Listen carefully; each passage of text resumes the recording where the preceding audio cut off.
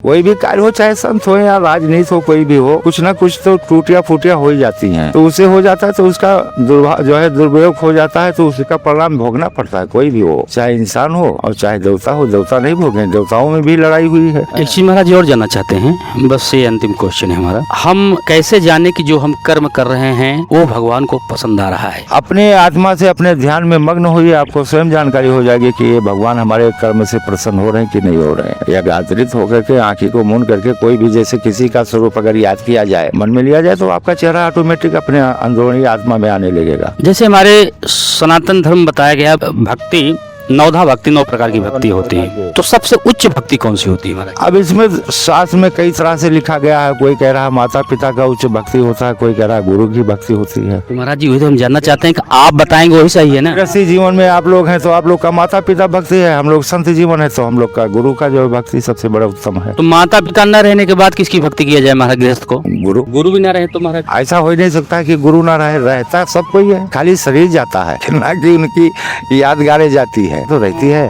हमारे गुरु नहीं है तो क्या गुरु की यादगार हमारी चली गई है? आज भी गुरु का यादगार करता हूँ। या माता पिता नहीं है तो क्या माता पिता की यादगार चली गई? वो तो आज भी यादगार है मेरे पास कि हमारे माता से, हमारे पिता, हमारे पूर्व जन्म में हमारे साथ कैसे कैसे हुआ, पिताजी ने कैसे पालन पोषण किया। उसी तरह से गुरु का है कि गुरु ने हमारा कैसे जो है हमको रास्ता चलाना सिखाया, कैसे प्रकाश दिखाया, कैसे दिखाया। अब जैसे देखिए अभी आपके सामने आया है हरिगिरी जी का, हम लोग बच्चे हैं, हम लोग पोता है, हमारे बब्बा गुरु हैं। क्या वो आकर के हमसे कहेंगे कि तू इसे हट जा रहे? लेकिन धमकी देख रहे थे, किस तरह से दे रहे थे। तो एक चीज महाराज हम और जानना चाहते हैं कि कहा गया है कि कार्यक्रम भगवान होते हैं, हमारे भी अंदर भगवान है, सबके अंदर है। अगर भगवान तो अगर ईश्वर होते हैं, हमारे अंदर भी होते हैं, आपके अंदर भी होते हैं, एक व्यक्ति किसी दूसरे व्यक्ति को पे इतना जुल्म क्यों करता है? क्या कुछ सामने देख रहे हैं आप? वही हम देख के बोल रहे हैं। आप सामने देख रहे हैं, यही पास में ही उदाहरण है आपके सामने है कि देखिए मानवता का कोई चीज है। अभी हमने कहा मानवता में आप भी कर्मवास करने आए, हम भी कर्मवास करने आए, आप भी जो है ये लगाए हैं, क्या करने के लिए लगाए हैं? ये मानवता में नहीं लगाए हैं। और हम भी धूना लगा करके मानवता में भजन ही तो कर रहा हूँ। 10-20 माता पड़े हैं, इनको भोजन खिला रहा हूँ, चाय पिला रहा हूँ, 1.5 महीने से पड़ा हूँ। अभी तुम तो एक कप चाय भी नहीं किसी को पिला पाए होंगे, तो तुम तो इस तरह से आके धमकी दे रहे हो कि अभी मैं हरिगिरी को लाके उखड़वा देता हूँ। और मैं 10 जन का संतों का सेवा कर रहा हूँ, तो हम गलत हैं? तो वो तो अपनी अपनी विचारधाराएं हैं, उनके विचार में जैसा था वैसा उन्होंने किया। क्योंकि बुलेट से आए थे, हम क्या देख रहे फक्कर आदमी तो समझ रहे हैं कि अब तो ऐसे हैं। तो ये समझ की बात है, अपनी अपनी मानवता की बात। जैसा मानवता है, 5 उंगलियां बराबर नहीं है, उसी तरह से 5 प्रकार के मनुष्य नहीं है। कोई कुछ है, कुछ है।